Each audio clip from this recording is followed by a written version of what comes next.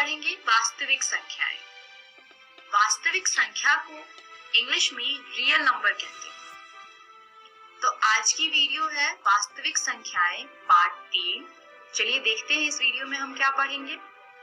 अपरिमेय संख्याओं का पुनर्भ्रमण। प्रमेय 1.3। मान लीजिए p एक अभाज्य संख्या है। यदि p a स्क्वायर को विभाजित करती है तो p a को भी विभाजित करेगी, जहां a एक धनात्मक पूर्णांक है। यानी कोई एक अभाज्य संख्या अगर किसी संख्या के स्क्वायर को विभाजित करती है तो वह उस संख्या को भी विभाजित करेगी। चलिए इसका अर्थ एक उदाहरण से समझते हैं। माना कि p बराबर है 3 के तथा a बराबर है 6 के, तो a का वर्ग होगा 6 गुने 6 यानी कि 36। अब हम देखते हैं a स्क्वायर यानी कि 36 3 से विभाजित है, तो 6 यानी कि a भी 3 से पूर्णतः विभाजित है। तो इस प्रमेय का हम प्रयोग करेंगे आगे आने वाले प्रश्नों में। चलिए देखते हैं कैसे। सिद्ध कीजिए कि √2 यानी वर्गमूल 2 एक अपरिमेय संख्या है। तो इसको अपरिमेय संख्या सिद्ध करने के लिए हम कॉन्ट्राडिक्शन यानी कि विरोधाभास का प्रयोग करेंगे।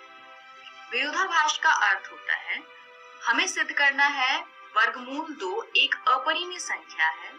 हम मान लेंगे कि वर्गमूल 2 एक परिमेय संख्या है। फिर हम उस पर परिमेय संख्या की परिभाषा तथा अन्य परिभाषाओं का प्रयोग करेंगे और हम एक ऐसे कंक्लूजन पे पहुंचेंगे जहां कोई भी दो स्टेटमेंट्स आपस में कॉन्ट्राडिक्ट करेंगे यानी विरोधाभास।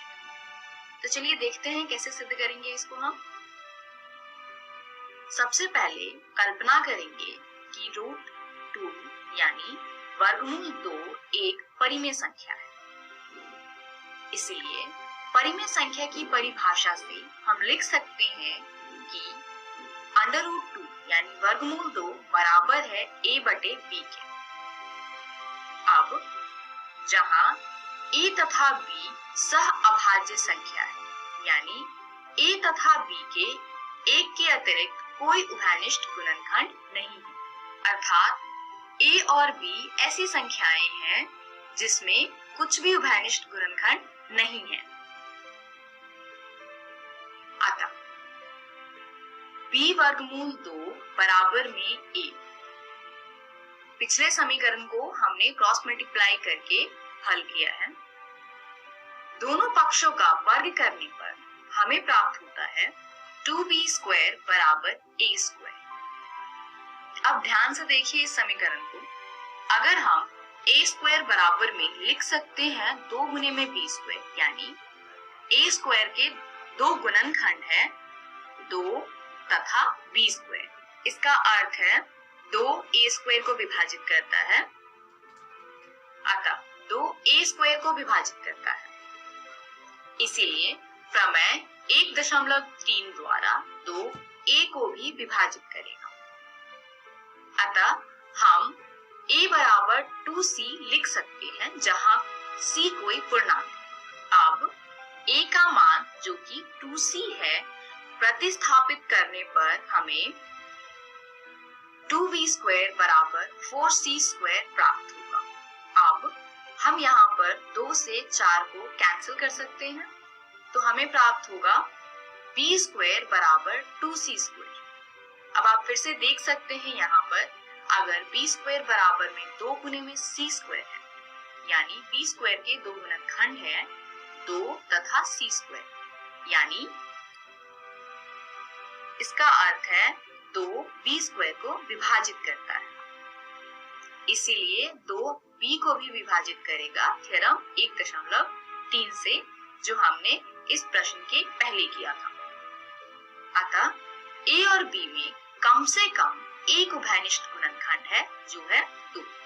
हमने पहले देखा कि 2 a को विभाजित करता है और अभी हमने देखा कि 2 b को भी विभाजित करता है।